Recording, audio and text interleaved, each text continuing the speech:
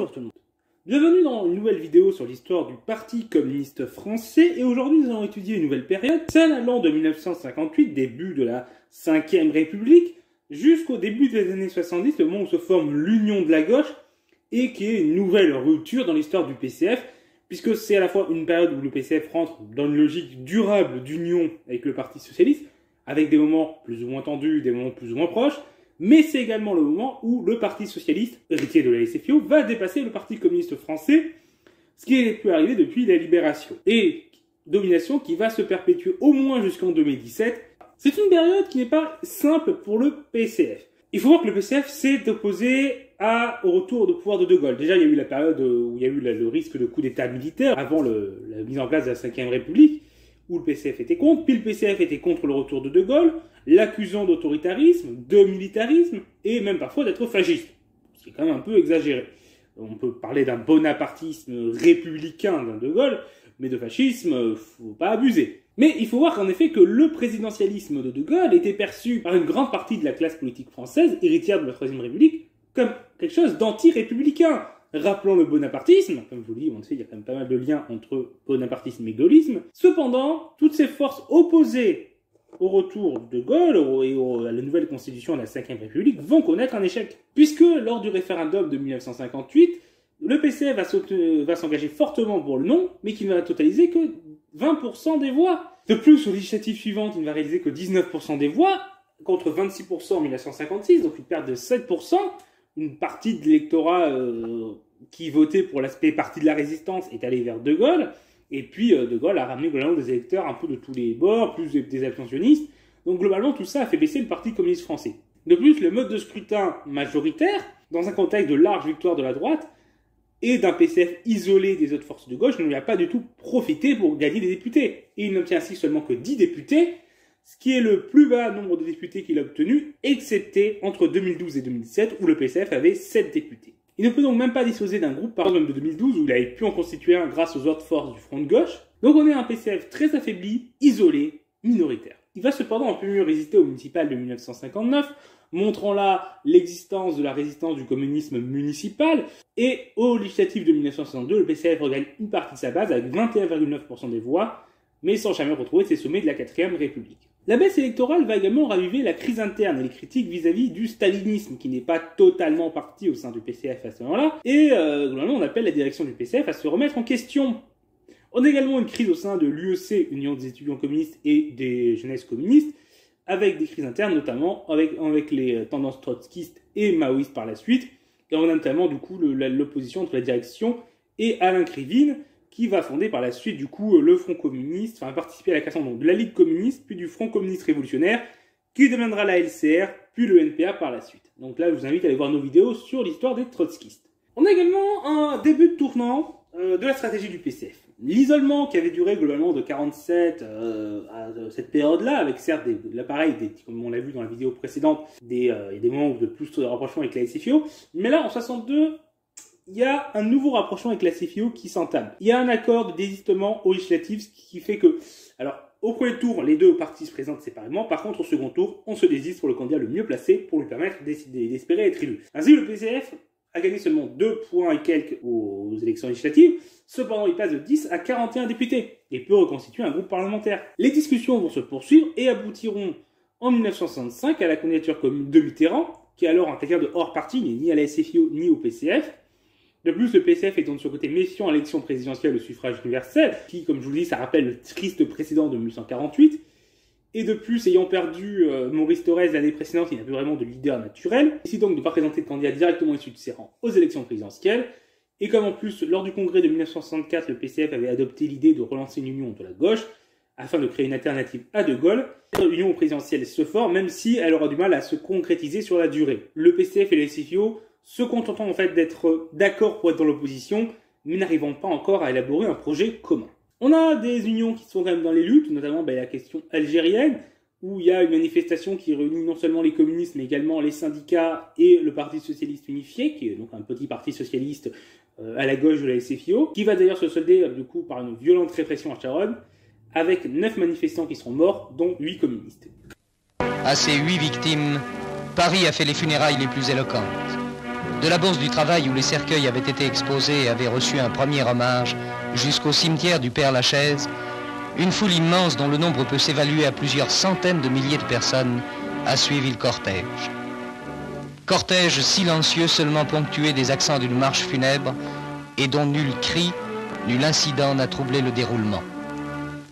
Comme on l'a vu, en 1964, Maurice Thorez meurt, et lui qui était à la tête de manière incontestable du PCF depuis 30 ans, ça fait quand même une rupture dans l'histoire du Parti communiste français, et il y a donc un nouveau secrétaire national, Waldeck Rochet, ouvrier agricole, qui va enfin entamer une déstalinisation du parti et encourager aussi la sortie de l'isolement politique du PCF. Il va également chercher à créer une autonomie du PCF vis-à-vis de l'URSS. Bon, on va voir encore une fois que c'est en fonction des périodes, ça va être fluctuant, mais c'est un début. Le PCF affirme son attachement au multipartisme et à une transition démocratique et pacifique vers le socialisme.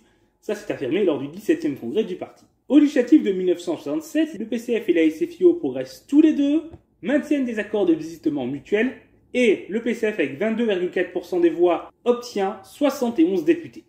Il reprend clairement des couleurs. Ensuite, on a mai 68 qui arrive, du coup, après ces législatives.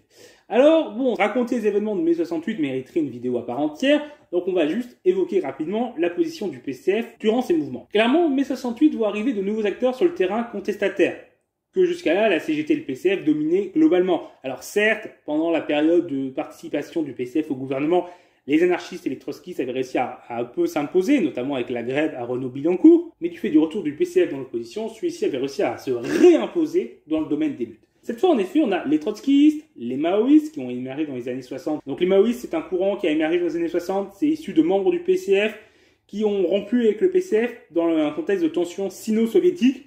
Et le PCF a pris le parti du camp soviétique, mais une partie de ses membres ont choisi le camp chinois, et donc on fait scission, et c'est eux les maoïstes. On a également les anarchistes, on a également des mouvements écologistes qui commencent à prendre forme à ce moment-là. Donc il y a toute une mouvance qui se crée, qualifiée de gauchiste par le PCF, et qui de son côté est assez méfiante des structures traditionnelles. Alors il y a des différences en fonction des mouvements, mais notamment sur tout ce qui est anarchiste, on se méfie des structures. Et le communisme soviétique est assez critiqué, considéré comme bureaucratique et gangréné par le stalinisme. On se méfie aussi de la SFIO qui est devenue un parti bourgeois. Donc le PCF essaie de trouver sa place dans ce mouvement. Il veut garder une place prédominante, ce qu'il va réussir en partie à faire grâce au rôle important de la CGT. Et notamment, il va jouer du coup, le PCF et la CGT, un rôle important dans les négociations qui vont avoir lieu suite à mai 68 et qui vont conduire à d'importantes avancées sociales qui sont les avancées sociales les plus importantes qu'on a eues sous la Ve République. Mais c'est limité. Il a des difficultés, notamment parce qu'il a du mal à comprendre le monde étudiant. C'est pas aidé par le fait que l'Union des étudiants communistes vient de connaître une scission assez importante avec le coup de départ d'Alain Krivine et compagnie. Mais de plus, voilà, le PCF, ça reste un parti ouvrieriste. Et pour lui, les étudiants, surtout qu'à l'époque, la fac n'est pas encore aussi ouverte qu'aujourd'hui, et même encore aujourd'hui, les fils d'ouvriers sont même rares à la fac. Mais les étudiants sont vus comme plutôt des enfants de bourgeois. Donc c'est un public que le PCF a du mal à comprendre et à considérer comme possiblement des alliés. Donc ça va être compliqué. Et les législatives suivantes de 1968, qui du coup il y a une dissolution de l'Assemblée à ce moment-là, elles sont compliquées. Alors déjà il faut voir que la droite se renforce. Il y a une panique morale dans tout l'électorat conservateur suite aux événements de mai 68, et donc cet électorat va beaucoup se mobiliser. Donc les législatives de 68, c'est une vague bleue énorme, et le PCF recule, avec 20% des voix et seulement 34 députés. Si on ajoute à ça l'intervention de l'URSS en Tchécoslovaquie en août 1968, qui va contribuer à isoler de nouveau le Parti communiste français, puisque, alors, d'abord, le PCF avait critiqué cette intervention. Il s'était opposé, c'était la première fois que le PCF critiquait une action de l'URSS. Mais ça va pas durer, et en 69, ils vont se mettre à soutenir l'intervention, et du coup ne pas assumer dans la durée cette confrontation avec l'URSS. La même année, on a aussi du coup, dans ce contexte-là, et pour d'autres raisons également, l'échec du projet d'une candidature commune à gauche. Il y a des discussions, mais finalement, on a la SFIO qui part avec Gaston Defferre, sur une ligne très centre-gauche, Rocard pour le Parti Socialiste Unifié, donc Michel Rocard, et Jacques Duclos pour le Parti Communiste Français. Cette présidentielle est plutôt un bon résultat. 21% des voix aux élections présidentielles, c'est le meilleur score jamais réalisé par le PCF à cette élection. Mais il échoue à se qualifier au second tour, qui verra s'opposer le gaulliste Pompidou au démocrate chrétien Alain Poher. La SFIO va rallier Poher, mais Duclos va refuser de soutenir Poher, et c'est là qu'on a la fameuse formule blanc bonnet, bonnet blanc. Il faudra ensuite attendre le début des années 70 pour que l'union de la gauche reprenne forme. À ce moment-là, Mitterrand a unifié les courants du socialisme au sein du PS et cherche à réaliser une union avec le PCF, conscient d'avoir besoin de leur force militante et de leur voix pour à la fois accéder au second tour mais pour avoir une chance de l'emporter. Et de plus, il se dit qu'en étant soutenu par le PCF aux élections présidentielles, il va devenir le représentant naturel de la gauche et permettre ainsi au PS et à son parti de dépasser le Parti communiste français. Et là-dessus, il aura globalement raison, mais ça nous le verrons dans la prochaine vidéo. Petit point sur la sociologie du parti durant cette période, avant de conclure, et aussi nous verrons un peu son fonctionnement. On reste sur un parti qui est très ouvrier. 40% des adhérents sont des ouvriers du secteur privé, et si on y ajoute les employés manuels des services publics, on est sur une majorité d'ouvriers. Les ouvriers sont également majoritaires parmi les délégués aux différents congrès du Parti communiste français, nombreux parmi les élus, et ils bénéficient de plus des écoles du parti. En effet, le PCF a un système de formation par les écoles du parti, ou qui permet aux ouvriers d'aller s'y former, à la fois professionnellement, mais également intellectuellement, avec une formation historique, une formation au marxisme. Alors évidemment, toute cette formation a un but politique. Voilà, c'est pas neutre cette formation, mais elle permet également une élévation du niveau culturel et même social de ces ouvriers-là. Et ça a permis quand même à pas mal d'ouvriers d'accéder à des fonctions importantes, ce qui s'est quand même pas mal perdu aujourd'hui. Et quoi qu'on pense du PCF, c'est quelque chose, à mon avis, qui manque aujourd'hui, un parti qui permet au monde ouvrier d'accéder aux hautes fonctions de l'État. On a également les fonctionnaires, du coup, qui sont très nombreux. On a également les petits paysans, notamment dans les régions historiquement contestataires et peu catholiques, également dans les régions où il y a eu un fort maquis, donc on a le nord de l'Auvergne, l'Allier, le Puy-de-Dôme, le Limousin, la Dordogne. Le PCF est également le parti qui a l'électorat le plus jeune et le moins religieux. Par contre, il a peu de succès chez les petits commerçants et les artisans, qui sont assez attachés à l'idée de propriété, ainsi que tous les milieux aisés qui, évidemment, sont pas très favorables au PCF, et ça reste le parti qui est à la base la plus pauvre. On reste sur un parti qui est très centralisé, alors notamment autour de Maurice Thorez, puisque jusqu'en 1964, c'est lui qui est à la tête du parti, les postes les plus importants sont assez proches, et voilà, et en théorie, du coup, la démocratie qui est censée s'exprimer dans le parti n'a pas vraiment lieu. Un peu au niveau local, mais plus on monte dans la hiérarchie du parti, moins la démocratie s'exprime, et plus c'est Maurice Thorez et l'URSS qui décident. Néanmoins, il y a également une période de pas mal d'exclusions qui ont lieu, et notamment il y a mise de retrait également de cadres durant cette période, donc plusieurs cadres issus de la résistance, alors pas directement parce qu'ils ont eu un rôle dans la résistance, mais parce que du fait de leur rôle de résistant, ils ont une aura personnelle qui les rend assez autonomes du parti, ce que le PCF à l'époque n'accepte pas. Cependant, il y a des évolutions dans les années 60, avec le changement de dirigeant en 1964, et c'est à ce moment-là qu'on a un début de direction plus collégiale et que la démocratie dans le parti se développe avec quand même de sacrées limites. Nous le verrons dans les vidéos prochaines, mais voilà. Mais c'est un début d'évolution positive sur ce plan-là. Donc voilà, c'est terminé pour cette vidéo qui évidemment n'est qu'un résumé et encore, voilà, on est à presque 15 minutes de vidéo. Et il y a plusieurs aspects qu'on peut difficilement évoquer en détail. La question par exemple des tensions sino-soviétiques, qui ont eu un rôle important dans le PCF à cette époque-là, comme je vous l'ai dit avec les scissions maoïstes. Ça pourrait faire l'objet d'une vidéo à part entière. On a également les tensions entre le Parti communiste de l'Union soviétique et le PCF qui commence, la crise interne de l'Union des étudiants communistes.